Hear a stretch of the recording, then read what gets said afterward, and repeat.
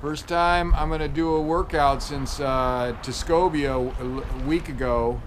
Outside, I've been indoors for the last 3 days on the treadmill, just trying to get stronger, trying to get healthier. And I'm gonna go outside today because it's above zero. I hope you saw that screenshot. It's 3 ripping degrees. Pull out the umbrella drinks and the Hawaiian shirts. It's like summer up here. Actually, it's not even that good because it's kind of windy and it still feels really cold. There's a little breeze going on, so the wind chill, I'm sure, is probably still dropping it below zero. But anyway, I'm gonna go out, just do a 1 hour. Just a 1 hour, just a nice walk at a nice pace, and just kind of keep working my way back into getting my strength and my health back, and not getting any kind of setback on this bug. So, but this will be a good test today. So, getting ready.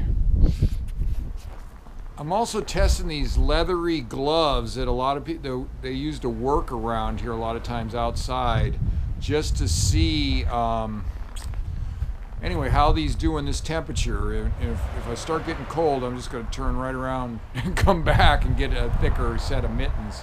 But yeah, I want to test these out as another option to have on my sled for if it's not super cold, and I got these that I can go to just to get, more easy to get stuff out and stuff of my sled, a little more flexibility with the fingers. You saw that. Boy, when the conditions of the snow get near zero, boy, it's a fast track. 16 minutes for the first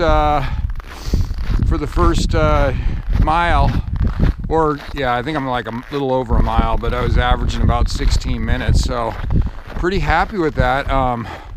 Feeling really good health-wise too. So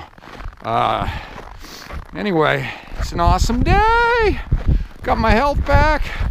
I'm gonna start heading back here, see how it goes on the way back.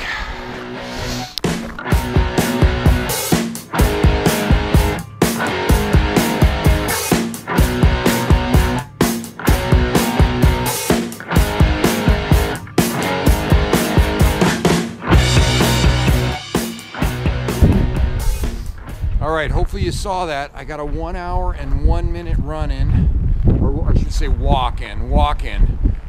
Really good conditions. What is it? It was like 3 degrees or 4 degrees or something. I mean, when you get down, I think around that zero, give or take 10 degrees either way, the trails are pretty awesome.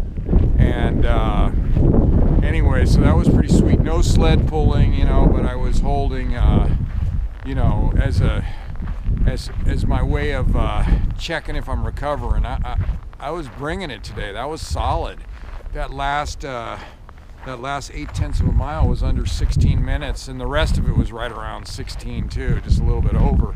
So really happy about it. Really happy. I'm gonna get out this afternoon and do another hour this afternoon, which usually turns into the evening. But I am definitely feeling healthier. These gloves are pretty good, but I would use them in those pogies on my poles, in place of my inner gloves might be an option, because they were still I was getting cold out there with these on.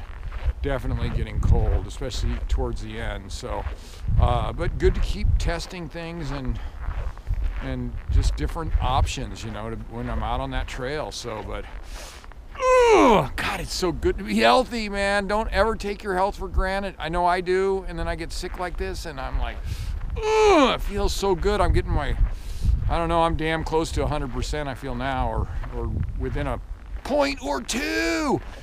98, 99, either way, that's an A+ in the health department. Now I'm gonna go eat.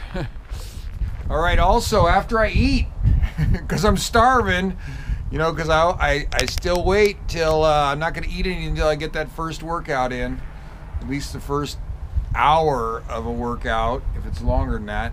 Anyway, I want to let you know I didn't forget about my bottles. They're out here. cold off the tap. I don't know which are which. I got boiling hot, which is out of like the thing that you make coffee out of it, and then I got cold, and then I got tap hot, right? So I got those are the three.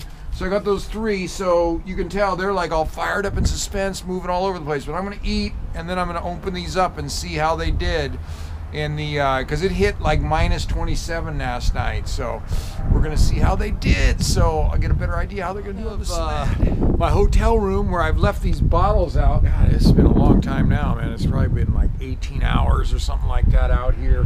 Longer than it would take to go from checkpoint to checkpoint in Arrowhead. But what I did, just to remind you, I kind of talked about it yesterday when I filled them up. So I got a cold tap water one here, cold tap water. I got hot tap water, and then I got boiling hot, like making coffee, like out of a coffee machine hot. So I'm gonna see how these things, how they did. That's the plan here. I'm gonna see if, because I want to know how they're gonna do on my sled. I can't have my water freezing. That'll put you out of the race quicker than anything. Let's try boiling hot first, because that is the best odds of not being, and this is like scalding boiling hot. Gerald owns a hotel here, so don't get that on your hand. When I was pouring it out of his machine. So let's see how boiling hot did. One of the things is, that's like,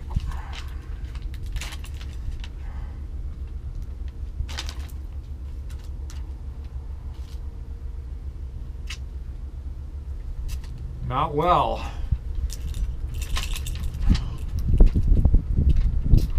Jeez. So these are not thermoses. These are just metal, whatever they're called, metal bottles. That sucker's frozen. There's no water coming out of that.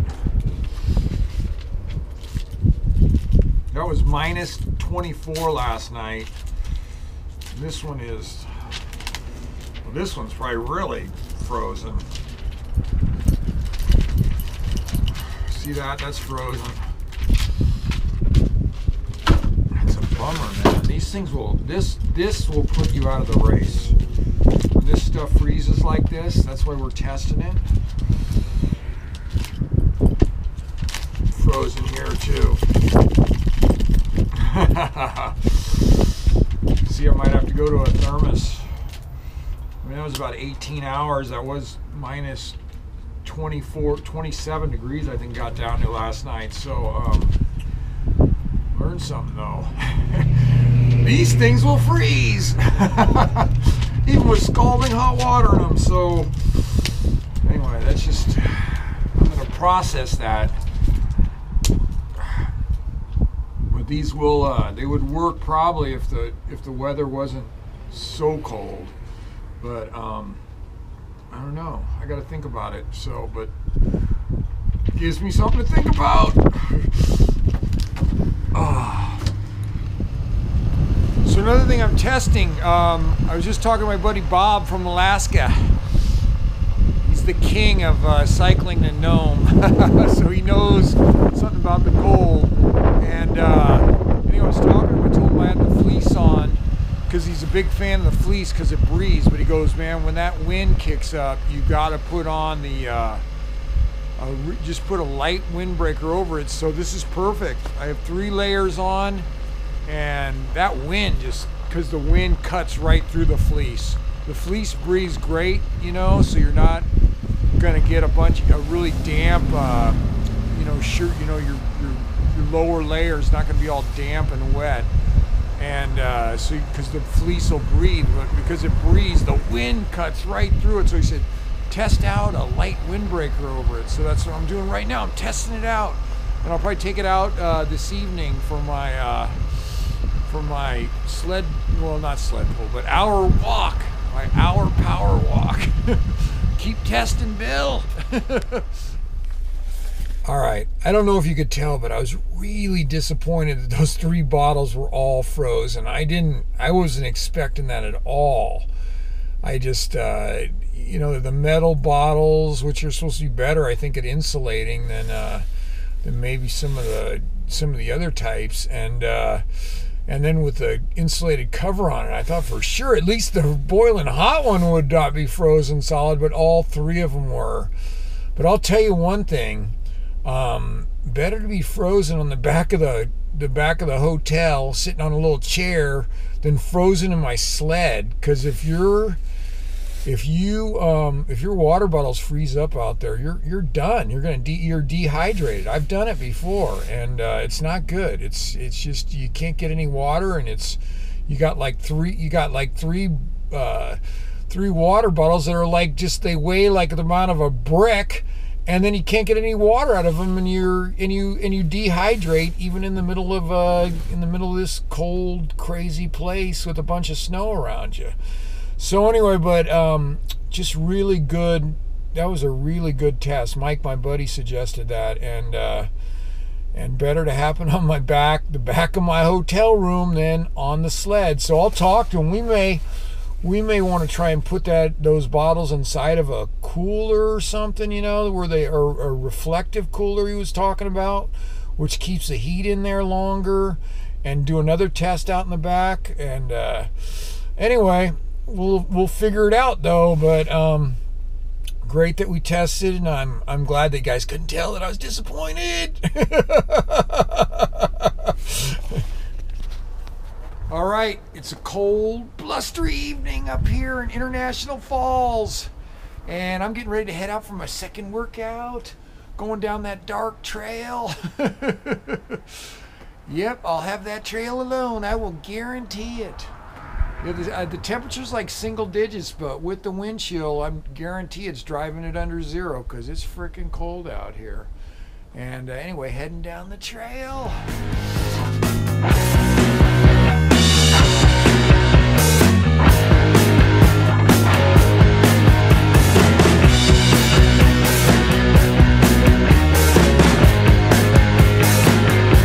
So I got an hour in, and the last 3/5 of a mile was at like 17-minute pace. I think the mile before that one was in the 16s, high 16s, I'm not sure. But I was definitely feeling pretty good out there speed-wise. Trail's still really strong. But you know what I didn't realize was that when I went out there, this is the first I've been out, right? I've only been indoors on the treadmill. It's the first day I've been outside. I went outside in the daylight today, so it was, good experience during the day. And then the night I got out, not usually on purpose, but usually what happens, it gets dark here so early, I just get out in the dark. So it's good practice for my dark training. But I've been out here a decent amount in the dark out there, and no big shakes. I've got a lot of experience in the dark. But tonight I knew I was feeling kind of nervous about it, and it was like I had a little bit of anxiety going out there, and I got out there, and I realized why. Because the last time I was out in the dark, in the cold, minus 17 degrees, middle of the night, throwing up uncontrollable. I was vomiting uncontrollably. I had a really bad stomach bug in the Tuscobia just 8 days ago, 9 days ago. I had a really bad stomach bug, and it left a bad taste with me. It left me with some anxiety, pretty nervous to get back out in the middle of the night. And you're out here and it's blustery, it's cold, it's probably minus, below zero with the wind chill. And that wind is, it's nasty. You got any cracks, that wind's gonna get in there. And so I was like kind of nervous about it, and I didn't realize why. And then once I realized that this is because of Tuscobia, man. I'm so glad that I only waited 8 days to get back out in the cold and the dark, because it was kind of building up in my subconscious mind a little bit, because that was a really bad experience. When you start throwing up like that, you get dehydrated. Because you're throwing up so much, and then you get like really cold. I was really cold out there at Tuscobia when I finally ended that race. I was like, yeah, I was running on fumes, man. I was running on fumes. I had really depleted myself bad, and I didn't realize how bad it not super bad yet because I took care of it early, but I got back on the horse. I got back out on a cold freaking trail in the middle of the night, or well, somewhat, at least in the middle of the dark, or it's dark. That was a really, really great experience. And I was moving along too, so no big, you know, I'm still like feeling strong, you know, still feeling strong. All right, let's wrap this day up. Getting tired. All right, so I just did some stretching. I just did another I did like 35 minutes of stretching. I'm hitting all the I'm hitting the hips. I mean, you know, the hips, the lower back, and the hamstrings, which are all the key things for you know, running or power walking, you know. So anyway, felt good about the whole day. Those 2 workouts were awesome. The 2 workouts today, 2 run, you know, the 2 walking workouts were awesome. Really getting strong again, feeling like I'm over that, you know, that flu. And anyway, then I also 1,940 calories on the fancy food log. I got the fancy food log kicking ass. 19 under my 2,000 goal. So as soon as I get a 2018 X chart, I'm putting a freaking X on there for today. Anyway, you guys have an awesome evening, and we'll catch you tomorrow.